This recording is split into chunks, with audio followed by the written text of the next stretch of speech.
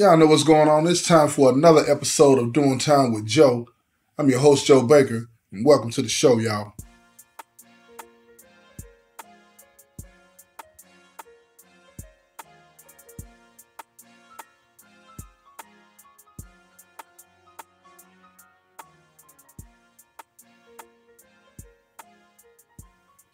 Check this out, y'all.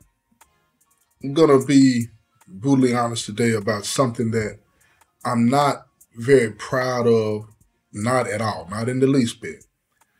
But at the time, I thought I was doing the right thing, and I think a lot of parents get caught in this trap, like I did, and make a bad decision that can affect your child for the rest of their lives. You know what I'm saying? Or a significant amount of time. Anyway, let's put it that way. I'm going to share with you the story about when I put my own son in the dope game. Look, I'm going to go in admitting that that was a terrible decision. I was being a terrible parent. I was trying to be a friend to my son. I didn't say that at the time, but I guess some part of me, I thought I was being a parent too. But that was bull crap. You know what I'm saying? And let me explain why. This is what happened. Let me check this out. This is what happened. I happened to be on the phone one day at this time. This is way back in the day, talking to my gal, right? And she, we were just talking, kicking it back and forth. And I was sitting on the phone. Let me describe the scene to you, right? In the pod where I was at this time, there's 3 phones on the wall, right? And it's not that much space between each phone, right? It's like a phone, a stool, a phone in the middle, no stool, and then another phone and a stool, right? So the person that's in the middle would typically be standing up while they would be talking on the phone. And the 2 people on the outside, they could sit down on the stool, right? But on the outside stool, the very first phone, there also was this trash bin, right? It was a metal trash bin where most of the time, the person that would be on the first phone would sit right there. And then, typically maybe put their feet on the seat right at the first phone. And that way the middle person could actually sit on that first seat, you know what I mean? And they basically share that, you know what I'm saying? Because the other person would be sitting up on the metal being trash bin, right? So that's what happened this particular day. A partner of mine, we don't call him G-Lo, right? G-Lo was on the very first phone, right? Sitting on the trash bin, but he had his foot, not all the way on there, but just dangling a little bit with his toes on the seat. And I was on the middle phone, and so I was sitting on that seat with my back to G-Lo, right? I wasn't paying attention to his phone call. He wasn't paying attention to mine, okay? So this is what it was. I was on the phone talking to my gal, and we were kicking it back and forth about different things, right? And lo and behold, she tells me that, says, your son is trying to call. You know what I'm saying? What do you want me to do? I said, just hit him back, you know what I'm saying? Text him back real quick and tell him I'm going to call him in a few minutes. And she said, okay. So she does that. And then my son hits her back and said, okay, tell daddy I need to talk to him immediately. You know what I'm saying? ASAP. So I told her, I said, look, let me get up off the phone with you and I'm going to call him real quick and see what he's talking about. And now, as a matter of fact, before I clicked off, before she got off the phone, I said, call him real quick. Let me see what's going on. So she called him. And when she called him, he was telling me that he had just got tricked out of his money. You know what I'm saying? Somebody sold him some fake dope. I said, hold on a second. Don't go into that real quick. I'm going to call you back. I didn't want my girl to be hearing all of what I was talking about to my son, right? Because I didn't really want my son selling dope. You know what I mean? At this particular time, I'm like, he had made his own decision. This is that. He had his own plug. He was finding it for himself, whatever. But I was kind of like standoffish. You know what I'm saying? So I hung up the phone and I called him right back on his phone. And now we're talking. And he's telling me about this guy that he went to meet that he had bought some stuff from on a few occasions. But this particular time, the dude had sold him 3 ounces of, it's like that stucco, you know what I'm saying? That, at these construction sites, it looks like chalk, right? But dude had ground it up real good and made it look like, you know what I'm saying, it was some dope. Now, I'm talking to my son, I said, so you didn't test it to make sure it was straight? I'm asking him all these types of questions, right? Because now I'm looking like, you don't even know what you're doing. Stop. But he's upset and he's like, Daddy, he gave me for my money. I said, how much did he get you for? He gave my son a deal at this particular time. He gave him $900 for each zip, right? So that's $2,700 that he had beat my son out of, right? Now listen, you remember when I told you about my partner G-Lo that's on the phone behind me, right? So G-Lo on the phone behind me, he's not trying to talk low. You know what I'm saying? I'm leaning forward on the phone and I'm whispering, but G-Lo, his voice is elevated a little bit. He's kicking it with one of his homies out of the Ville, right? So his homie's telling him, I'm hearing G-Lo say, so you got some nigga out of Springfield, right? And, you know, when you're just kicking it in the pot you know people, right? You know, I'm talking to my son about his problem, but then I lean back, I said, man, y'all better leave them SPT niggas alone, right? We don't pay down in the SPT. That's what we call Springfield, the SPT, right? So, well, I do anyway, right? So I did that, and me and G-Lo laughed and looked at each other and whatnot, and he's continuing to talk while I'm talking to my son. Now, my son is telling me about the problems that he's going through after on the streets with some dude from the Ville. But at the same time, I'm hearing G-Lo in the background talking to his partner out of the Ville about beating somebody out of their money from Springfield. Coincidence, right? Just totally a coincidence. So I tell my son, I said, hold on a second, man. And then I turn around, I said, G-Lo, I said, your partner, he just beat somebody out of Springfield out of their money. He was like, yeah. G-Lo's laughing at this point. I said, what they call the nigga? Like that, right? And he said, what they call dude? What's the dude name you just got out of the money? He said, man, some young nigga named Moneybags, right? So I said, I didn't even take my hand off the receiver or the phone so my son could hear it, right? I just told dude, I told G-Lo, I said, look here, man. That's my son. I said, out of Springfield, I said, ask dude, did he get him for 27? And he asked the dude, and dude was like, yeah, how you know? He said, man, I'm sitting here right now. His dad is right here. This is what G-Lo tell him. You know what I'm saying? I tell G-Lo, I look at G-Lo, I said, man, look here, man. Tell your partner, man, he need to make that right, man. We're going to have some problems. Now G-Lo's eyes get big, right? You know, he affiliated, you know what I'm saying? And I'm affiliated, but we had two different things, right? But now I know the business. You feel what I'm saying? He running his mouth. I'm ear hustling. I done heard what's going on, put the piece together. You know what I'm saying? Now I'm telling him, okay, you done got my son. Get my son his money back or we going to have a problem. Really what I'm saying to G-Lo is that you going to have a problem. He get my son, I'm going to get you. You feel what I'm saying? If he don't straighten that, I'm going to straighten you. Simple as that, right? So now G-Lo breaks serious. He tell him, look here, man. You need to get that money back over, man. I don't care what you got to do. You need to get that back to him. You feel what I'm saying? And you need to straighten that. And so dude saying all this and that back and forth. G-Lo looking at me. I said, man, give me that phone, man. So G-Lo handed me the phone. I said, what's up, homie? He said, what's up, man? What's going on? This and that. I tell him my name, what I do, who I am, and what I'm a part of, right? You know, you get your resume. You know what I'm saying? When you finna get grimy, right? Look here, man. You know, it's GD with me. I don't play. Especially about mine. You feel what I'm saying? You need to get that money back to my son or we're going to have a problem. You understand what I'm trying to tell you? You know what I mean? So he was like, yeah, I hear you, man, but it wasn't no messed up dope. I said, man, my son ain't lying about that, man. Get him his money back, man. Then I hand the phone back to G-Lo. I didn't even let him say nothing else to me, right?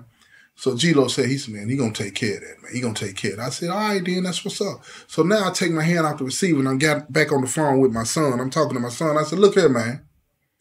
I said, man, I know who got you for that, right? He said, how you know? I said, don't worry about all that, man. I know who got you for that. He going to be giving you a call. He going to straighten that, give you your money back, or he going to give you some dope, right? I said, which one you want? He said, man, I prefer to have some dope. I said, no, get your money back. Get your money back. I got somebody I'm going to holler at for you, so you ain't got to worry about that no more. That's when I put my son in the dope game, right there, with that one simple comment that I made. And the reason I said that is because, you know, out in them streets, all kinds of stuff going on. If he was going to do it, I called myself, if he going to do it, I'm going to make sure that he's straight. That was the stupidest thing I could have done, right? So here's what I did. So G-Lo get off the phone. I tell my son I love him. I get off the phone with him, right? And now me and G-Lo talking. I asked him about another partner of mine that's out there on the streets, right, that I've been kicking it with. I said, man, you got his number. You know what I'm saying? Because we just been writing. I ain't calling him because he deep into the game, and I ain't doing all that. You know what I'm saying? I get my stuff a different way. But this partner of mine that's in the Ville, he deep in the game. He a good, solid dude. Good, solid dude. So G-Lo like, yeah, I talk to him all the time, this, and that, right? And notice how I'm not calling his name because he's still doing what he do. You feel what I'm saying? But anyway, here we go. So G-Lo give me his number. You know what I'm saying? And then I find a way to call him. I call him up. I said, look here, man. My son needs somebody that's going to be straight with him, man. He said, what do you need? And I told him about what had happened to him and all this and that. Now, my partner, you know, he one of them, you know, he's so deep in the game, stuff like that is funny to him. You know what I'm saying? So he was like, man, look here, send him to me. Give him my number, tell him to call me, I'm going to take care of him. You ain't got to worry about that from here on out. He going to be straight. You understand what I'm saying? So I'm happy about that. I'm excited about that for my son. But the reason I'm excited is because he's not going to have to worry about the dangerous aspects of the game. I'm not realizing what's about to happen. I didn't calculate that in. I wasn't thinking about that in that moment. So here's what I do. I get off the phone with my partner, I give my son the number. I said, call him right now. He going to take care of you. You know what I'm saying? And my son called him up. So I get on off the phone and let them talk because now he has to handle his own. You feel what I'm saying? So my son is talking to him on the phone and they work everything out. You know what I mean? So about a couple of hours later, I called back right before the lockdown. I said, is everything straight? He was like, yeah. He said, man, I already been over there and got that and I'm straight now, right? I said, dig that. I said, what you get? He said, I got a 9-piece. I said, you got a 9-piece? What you get a 9-piece for? I thought you were trying to just get 3. He said, no, I got the 3. You know what I'm saying? I paid him for the 3 and then he gave me 6, man, and told me to bring it back to him, this and that. And then that's when I told my son, don't play, man. Don't play. If he extended you the love like that, he did that because of me. You feel what I'm saying? And my name on there now. So don't play with him. He said, Dad, I got him. He said, I got him. And then my son, he's hype. He's excited. He's talking about, you know what I'm saying, how, you know, this said medication and blah, blah, blah, all of this and that, right? And I'm listening to him, how excited he is in his voice. And I'm thinking I've done a good thing. Now my son can sell dope and be safe. Stupid. But that's what I was thinking. So now my son is moving. He's got it. He got that working. He's slowly sewing up the city. He's sewing it up. Can't nobody really compete with him because he got this uncut funk. You feel what I'm saying? He can hit that thing 2 or 3 times and it's still that fire. And now he went from 9 to a half, from a half to a whole like that. And he that dude now. And now another level of worry starts to come over me. Because even though he had somebody that he could rely on that wouldn't play no games with him to supply him what he needed, he was still in the dope game. And now when you get on that level of the dope game, things can go wrong for you real fast. And I'm the reason that he's in this position that he's in. So now I start to think, okay, I got to get him up out of that. So I call my partner and I tell my partner, I said, look, man, stop getting him so much, man. He was like, man, he getting rid of this stuff so fast that I ain't got no choice. If I don't give it to him like that, he'll be on the highway 3-4 times a week. So I'm just getting it to him like that so he can just come see me once a week. I'm thinking, dang, he moving it like that? My partner's like, yeah, he moving it like that, man. He said, he one of my top earners now, man. I'm like, what? He was like, yeah, man. He getting his bread, man. He getting his bread. He said he got his right name. He got the right street name, Moneybags, man. He moving it. So now I'm talking to my son on the phone, man, and his whole demeanor is different. He's like he's this dude. You know how when you meet somebody that's in the game that's on the top and they know they on the top? That's how my son is sounding. He sounded like he's really calling shots. He running some things. And he was. But it was an illusion. It was a fallacy because, you know, as long as he had the dope, yeah, they're going to look at him like he that dude. But when he ain't got that dope, now what? You know what I'm saying? And that's what I was worried about. Plus, when you got that dope like that, you got them hounds out there. And that's what I started to worry about. Now, I'm in the penitentiary and I'm kicking it around back and forth. You know, I got a couple of partners that I talk to about certain things, you know what I'm saying? And it was this one dude, I'm going to call him Chris. There's one dude that I talked to my sons about a lot. I done introduced him into VG to him and all this. Me and this brother got straight. Muslim brother. Good brother. Good brother. So I thought. This brother, when we were in the penitentiary together, we broke bread together. I looked out for him. You feel what I'm saying? In a lot of situations that got ugly for him. You know what I mean? And at the time, I thought it was not his fault, but the other individual's fault. You know what I'm saying? Other gang members and stuff like that. So I check him. I make sure they know that his hands off with him. He with me. It's my partner. I did a lot of that for him, man.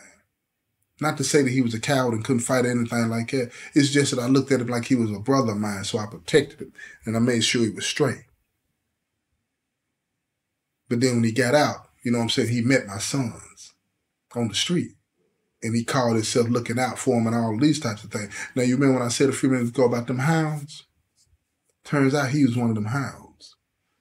Now, look, check this out. Tune into the next episode, and I'm going to tell you how this person that I called brother, friend, crossed me and my sons. This has been another episode of Doing Time with Joe. I'm your host, Joe Baker, and I say peace out.